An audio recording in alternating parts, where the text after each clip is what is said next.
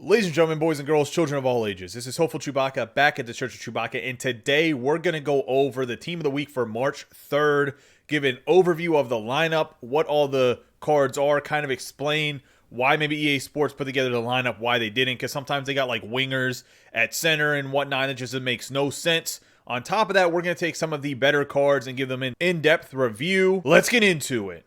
Guys, this is exactly what I was talking about in the intro. We're going to do an overview of the team, but just looking at the first line, you can tell they got guys all out of position of where they normally play in the league. We got Tkachuk, 91 overall at centerman. I'm sure his faceoffs are not very good, but looking at this, we have Patrick Kane on the left wing, 93 overall. Centerman on the first line is going to be Matthew Tkachuk. Right winger on the first line is going to be Alex DeBrincat. Now, DeBrincat normally plays on the left wing and Kane on the right wing. At least I think that's been the line combo this year. I think Kane has always played right wing. Actually, I know he's always played right wing. He's on my fantasy hockey team this year. He's been killing it. He gets a well-deserved 93 overall. I believe he's second or third in the league in points. On the second line, we have William Nylanders, 90 overall, right wing. The centerman is Kris. Then we have Pavel Sacha getting another card. I think this is back-to-back weeks that he has a Team of the Week card. If not, he had one 2 weeks ago. But once again, this guy, he's a centerman, and he's playing on the wing where you have Kreider, who's a left wing, playing centerman. I'm not sure why they did this. I don't know why Sacha and Kreider's not switched, but it is what it is. Moving on to the third line here, we have Marcus Fogliano, Mats Zuccarello, another guy that's a winger that's playing well centerman when you have a centerman in Andrei Pedersen that's on the right wing, 82 overall. Then looking on the fourth line here, we have Brody Reeds, 79 overall, then 89 overall, Emile Pedersen. Actually, the first center on the entire team that's supposed to play center. We're going to take a look at this card because he actually looks very interesting for a Swedish Hockey League card. Then on the left wing here, we have the 79 overall Team of the Week, Jakob Pelletier, that plays in the Quebec Major Junior Hockey League for the defensemen. In the first defensive pair, we have Kris Letang and Cam Fowler. Kris Letang getting back-to-back Team of the Weeks. He's been tearing the league apart for the Pittsburgh Penguins. Gotta love it from a Penguins fan here. For the second defensive pair, we got John Carlson and Thomas Chabot. For the third defensive pair here, we have Maxim Nero and Robin Press. Not going to go over one of these two cards, but we will probably go over the top four here for defensemen. Let's look at the goaltending. The goaltending is going to be 97 overall, Andrei Vasileveskiy and Totw Kokkonen. And what I will say here is Kokkonen, I don't even think he'll be that good of a budget card. This Vasileveskiy, 97 overall, I'm sure his attributes are nasty, but he only has one swarm. I don't think he's worth picking up because his price is going to be outrageous at 97 overall. For all you guys that own his Team of the Year, he gets another bump up at 2 overall. That's pretty impressive. So we're going to go over quite a few forwards as well as I mentioned probably the top 4 defensemen. We're going to give them very quick in-depth reviews, kind of give my opinion on them, whether or not I think they're worth picking up or whether you should just pass on them. 93 overall, Patrick Kane has balance and wingman. So this is one of the first times that a high-level card has gotten a team synergy for Team of the Week. It seems like I think at 92 overall plus is when they're going to start giving out these team synergies. So it's really nice that he does get balanced. It's not the best team synergy, but hey, it's better than just having like a wingman and workhorse or something like that. With the wingman, he can get up to 97 acceleration, 99 wrist shot power, as well as 99 passing. Although he already has 99 passing and 99 wrist shot accuracy, so the wingman really doesn't help him that much other than the acceleration. Balance is going to give you endurance, wrist shot power, and then it's going to help with your hands. Obviously, as you can see, 2 categories in defensive awareness. So looking at the card with no attributes activated, he has 94 acceleration, 99 agility, 87 balance, 96 endurance, 90 speed. So great skating, just like Patrick Kane is in real life. His shot is going to be 99 for slap shot, wrist shot accuracy, 94 for slap shot power and wrist shot power. His hands are 99 across the board, so phenomenal. The defensive category is not very good. The one highlight, I guess you could say, is 86 strength, and he has good durability, so he shouldn't get hurt while you're playing. Even though that's not very common online, it can happen against the computer playing squad battles, which is where you will have to play this Team of the Week. Looking at his checking category, 94 defensive awareness, 94 stick checking, 95 discipline. Those are great. The 80 shot blocking is not that great. I think this Patrick Kane's going to be very expensive. At the price you're going to have to pay for him, I'd probably avoid him, but he's a very, very good card. He's high-end, and honestly, if you have Distributor get him up to 93 speed and Spark to get him 97 acceleration, he's pretty much an endgame card offensively. He's going to hurt you a little bit with body checking, but I really like this Patrick Kane, and I think I have to give him a thumbs up. If you pack him, keep him, because I think he's worth it. Matthew Tkachuk on this team is playing center. I wouldn't play him at center. He's 6'2", 202 pounds, left-handed shooting. He's been having a terrific year for the 22-year-old, absolutely just tearing it up in Calgary. He has 1 point for Gladiator, 1 point for Wingman. The Wingman does help with acceleration, wrist shot accuracy, and passing, as we've already mentioned. Because of the wingman, he can get up to 88 acceleration and another plus 40 to get up to 92 acceleration. However, his max speed is only 88. And because of his max speed only being 88, I would avoid this card. He does have a lot of attributes in the low 90s, so he's a very well-balanced card all throughout. However, his skating at 85 acceleration, 85 speed is not enough for me. I would avoid him at all costs for 91 overall. I think his price is going to be too high. If you do pack him, I would sell him. Alex DeBrincat has had a very good year as well, playing alongside Patrick Kane, because if Patrick Kane's tearing it up with the second most points in the league, DeBrincat's going to get some residual from that, especially I believe he's playing on the power play with Kane as well, with Jonathan Toews out. So you're looking at the 5'7", 165-pound right-handed shooting winger, has 1 point for Magician, 1 point for Gladiator. Magician does help with the agility, so you can get him very close to max agility at 98, as well as deking and puck control, so you can get those maxed at 99. His skating at 91 acceleration, 94 agility, 91 speed is phenomenal with the 90 endurance. So you're looking at a guy that skates very well. He's a little bit smaller, so you have to kind of think of like a Johnny Gaudreau. He's a little bit smaller actually than Guy Lafleur as well. He's more like the Yvon Cornwallier, except he's right-handed. So I can't think of like a true right-handed comparison to him. Size-wise, maybe Tim Horton on defense, but that card's kind of slow compared to this DeBrincat. That's neither here nor there. Let's look at his shooting. He has 93 slap shot accuracy, 94 wrist shot accuracy with 91 slap shot and wrist shot power. His hands are 93 plus, so great hands. Once again, just like the Kane, his defensive attributes are really not that great. 73 body checking, 85 strength, nothing to really toot your horn about. His checking category is 88 defensive awareness, 89 stick checking, 98 discipline. Obviously, he's not a centerman, so his faceoffs are 68. His shot blocking is 82. What I will say about this Alex DeBrincat, very, very good card. Doesn't have great synergies. If you pack him and he kind of fits in, you need to get Gladiator or Magician activated, maybe keep him. Other than that, I'd probably sell him. But I do really like the way this DeBrincat's going to play. He has all his offensive attributes for an 88 overall, or in the low 90s except for balance. And when you're thinking about it like that, he's a great offensive stud for probably the price you have to pay for him at 88 overall at this point in the game. William Nylander had some amazing, ridiculous plays in Toronto's most recent games. Probably why I got Team of the Week here at 90 overall. He has Light the Lamp and Shutdown. Light the Lamp will give you that wrist shot accuracy, offensive awareness, hand-eye, and balance. The Shutdown helps with slap shot accuracy, body checking, shot blocking, and puck control.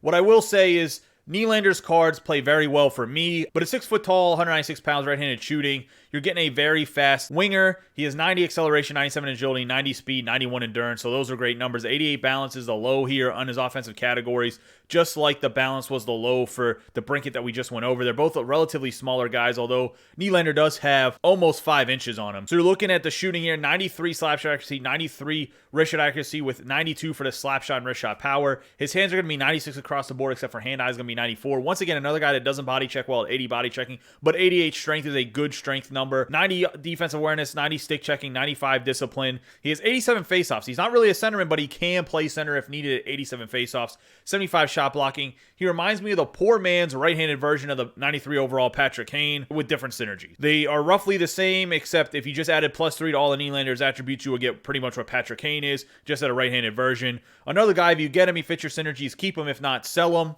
I do like the way this card looks. I like the way that Nylander plays in general. I rocked his base gold card when the game first came out for a while because I just like the way he skates. He has great animations. So it's one of those things, if you do pack him, get him. I don't know what his price is going to be. I'm assuming over 100K, and at that price, I'm still not sold on him. Matt Zuccarello's 5'8", 175 pounds, left-handed shooting, and this card looks a lot like DeBrincat's card, except he's left-handed. They're about the same size. He has 1 point for Magician, 1 point for Thief, 91 acceleration, 95 agility, 86 balance, 92 endurance, 91 speed, 91 across the board for the shot with 90 wrist shot accuracy. Then he has 93 for deking and hand-eye, 90 offensive awareness, 92 passing, 91 puck control. The body checking 78, the strength's 86, 89 defensive awareness, 83 shot blocking, 91 stick checking with 93 discipline. So you're looking at a guy that has a lot of good offensive attributes, just like the DeBrincat, the Kane, the Nylander, pretty much all the guys we went over except for the Tkachuk, who was just very well-rounded. Zuccarello is the same way. He doesn't have good faceoffs because he is a winger, but he's playing third-line center on this team, which makes no sense to me. The Thief will help with faceoffs and stick checking. The Magician helps with agility, deking, and puck control. So synergy's not the best, but Thief is kind of hard to find, especially with Magician. Thief in general is a hard player synergy to find if it's not for centermen, and a lot of it's like high-end centermen, like guys like Jack Hughes. The Jean Beliveau has Thief, Matt Sundin. So it's one of those things where Zuccarello here could help a little bit on the wing, not really a centerman that has Thief. I do think that he plays really well. His animations are great, but I'm not sold on him. I think his price is going to be pretty expensive, but maybe it won't. There's not too many Minnesota Wild cards out either, so for the Wild fans that are out there, Maybe pick up this Zuccarello because I don't know how many great cards you're going to get out of him. I know you have the Zach Parise from the Winter National, but I think he might be the second or third highest guy on Minnesota Wild's entire collection. So if you're a Wild fan, this might be a guy worth picking up. He does have good speed, offensive attributes. We're not going to go over the Marcus Fogliano, even though he does have good synergies and stuff. As you'll see, his Speedster and Workhorse actually activate on this team. He's just not fast enough for me. 87 speed with Speedster means you can only get up to 90 speed with Distributor. And I don't think with Workhorse, even here at 85, you can get up to 89. As a budget guy, it might be okay, but the rest of his attributes aren't that great either. Just not going to go too in-depth. I'd avoid this card. Now, if you do need to plug him in for some synergies, you need Workhorse and Speedster, and he fits perfectly. You can get him at a good price. By all means, go for it. But I don't think he's worth really talking about that much because his attributes aren't good. Emile Pedersen is a guy that I really want to talk about because there's not too many foreign players, and by foreign I mean not playing in the NHL. Because obviously there's foreign-born players that aren't United States citizens or Canadian citizens that are playing in the NHL. I meant guys that play in like the Swedish Hockey League. They play over in Liga. They play it anywhere else that's not in the NHL. If you look at this card, he's 6'2", 176 pounds. He shoots left-handed. He has Light the Lamp, which is the balance, wrist shot accuracy, offensive awareness, and hand-eye. Then he has Howitzer, which gives you speed, agility, and then shot power. So with the Howitzer, you can get up to 90 speed, which means with the distributing up to 93 speed. On top of, you can get his slap shot and wrist shot power up to 96. His acceleration is 87. At +4 with spark, you can get up to 91. With no synergies activated, he has 87 acceleration, 94 agility, 94 balance, 91 endurance with 87 speed. His shooting is 93 for wrist shot and slap shot power, 88 slap shot accuracy, 89 wrist shot accuracy. Hands across the boards, 88 with 87 deking, 87 body checking, 94 strength. So it's going to be very, very strong on the puck with 94 balance and 94 strength as well as 88 puck control. Then for the checking categories, 88 defensive awareness, 81 shot blocking, 88 stick checking, 85 faceoffs with 91 discipline. So the faceoffs aren't that great at 85, but I think he'll be more than fine. For a budget guy that has Light the Lamp and Howitzer, I think this is a pretty unique combination if I'm not mistaken. He could be somebody that plugs in as your fourth line center, plays on the wing somewhere on your fourth or third line. I'm kind of a fan of this card a little bit. I don't know how expensive he'll be, being that he's in the Swedish Hockey League and he's an 89 overall, and there's not too many of those. But I really do like the way this card looks. Hard shot, relatively accurate. The hands are a little bit of a downside, but there's a lot of team synergies that help out your hands. Moving on to the first defenseman here, we have Kris Letang, and he has 89 acceleration, 94 agility, 90 balance, 99 endurance. Great endurance number for a defenseman. Absolutely max. That's what you like to see. Then 89 speed. For his slap shot accuracy, 87 slap shot accuracy, 95 slap shot power, 88 wrist shot accuracy, 94 wrist shot power. His hands are 95 for passing and puck control, 94 offensive awareness, 90 deking, 89 hand-eye. Body checking is 92, strength is 90, checking is 96 defensive awareness, 93 shot blocking, and then 95 stick checking with 85 discipline. The 6'tall, 201-pound right-handed shooting defenseman has shutdown and workhorse, which we didn't quite mention. We kind of went right into the attributes there. But the workhorse will get him up to 92 acceleration, which is huge because that means he can get up to 96 acceleration with spark and workhorse. The speed, though, only goes up to 92. Last week, I said to avoid Letang because I did not think he was worth it because his synergies weren't that great. This week, I'm telling you, if you get this Letang and you need your workhorse activated, his animations are phenomenal. The rest of this card is studly. Keep this Kris Letang. If you can get him for a good price at 92 overall as well, consider picking him up. I think he could be a very good card that helps your defense. Definitely can be a first pair defenseman. Definitely in the top 4. If your team's so good that he's in the bottom 3. If your team's so good that he's in the third pair, by all means, you beat in the game. Not really, but you know what I mean. If he's in your third defensive pair, you have a really good defensive core.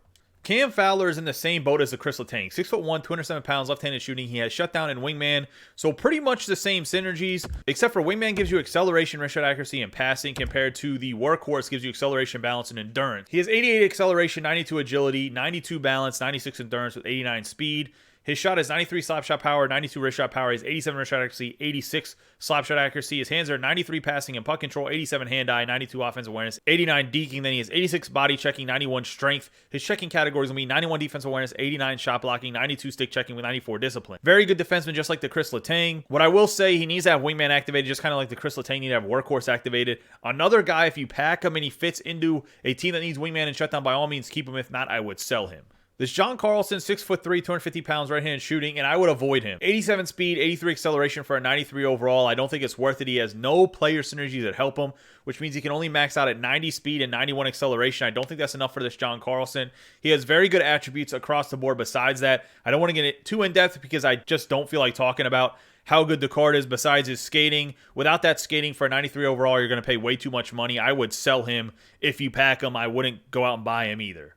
Thomas Chabot's in the same boat that the John Carlson is. 6'2", 209 pounds, left-handed shooting. He has better synergies than Carlson does. He does have one that can help with the acceleration, get up to 89, which will get his endurance and balance up to 99 and 94. So he does have a little bit of an advantage over Carlson, which means that if he gets up to 89, he can get up to 93 for the acceleration. However, he can only get to 89 speed, and I just think that's too slow for a 91 that you're paying for defense-wise. But he does have really good endurance, so he might be okay. This is one of the only cards that I'm on a fence on whether to buy or sell.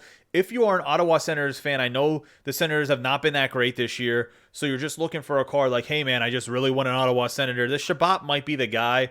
However, looking at his skating, he has 86 acceleration, 91 agility, 91 balance, 98 endurance, 86 speed. We've already talked about that hurting a little bit. Looking at the shot, it's very hard. 93 plus, then the accuracy is only 86. So he doesn't have the best shot either. Then he has 86 deking, 88 hand-eye. Then he has 86 for deking and hand-eye. That's not great either, but the passing and puck controls while offensive awareness is very good at 94 plus. He has 90 body checking, 91 strength. The checking category is actually very good. 95 defense awareness, 91 shot blocking, 93 stick checking with 89 discipline. Like I said, on the fence about the Chabot. The Carlson's definitely a hard no, though. That's going to wrap up this review of the team of the week. We went over a lot of cards this week. Typically, we only do like 6 cards total. This week, we almost did like 10. We got a little bit in depth with them. I kind of gave you whether or not I think they're worth picking up, not picking up, whether if you pack them, you should keep them or sell them. That's really the point of this team of the week, is kind of just go over the cards, which ones are good, which ones are not. I don't want to do like in-depth true reviews ever for these cards. They come out every week, and a lot of them just aren't worth going over each individual one because some of them are just terrible. I think we went over some of the better ones, definitely the higher rated ones, like the Matthew Tkachuk avoid, John Carlson avoid. The other high-end ones you should either get, or it's your decision whether you should sell them or buy them or whatever else, because I'm just on the fence about them. Let me know in the comments down below what you guys think about this team of the week. I think it's phenomenal now that they're starting to have team of the week cards that have team synergies for the better cards. I think that's huge. As always, I appreciate all of your guys' support. Don't forget to subscribe, like, and share this video with any of your friends that play NHL 21. You guys have a great day and be safe.